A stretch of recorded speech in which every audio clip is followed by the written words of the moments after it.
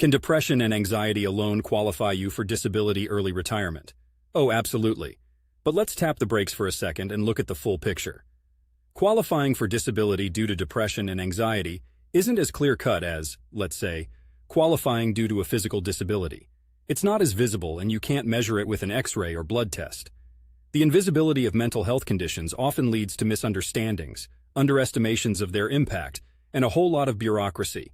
So to get through that red tape, what you need is documentation. Lots of it.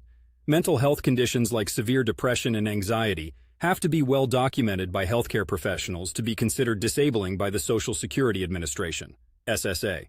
You'd basically have to prove that your psychological condition affects you so much that it's impossible to sustain any form of gainful employment. They look for functional limitations, which means that they want evidence that your everyday life is affected to the point of not being able to work. We're talking about an impact so severe that even simple, routine tasks become Herculean. It's not an overnight thing either. The SSA will look at your medical history over time. We're talking years, not days or weeks. Think therapy sessions, medication regimens, hospitalizations, maybe even instances of you trying to work and being unable to do so.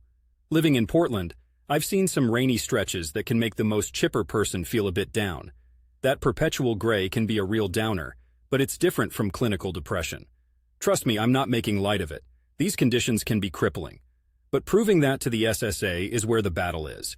In short, yes, it is totally possible to qualify for disability early retirement due to depression and anxiety alone. But it's going to take solid, continuous proof and a professional diagnosis that it squirrels away your ability to work. It's quite the process, and it's often uphill. If you suspect you may qualify, or if you are suffering in silence, reach out to a mental health professional. No one should have to navigate these waters alone. And remember, while the gray clouds of Portland might linger, sunshine can break through the gloom in more ways than one.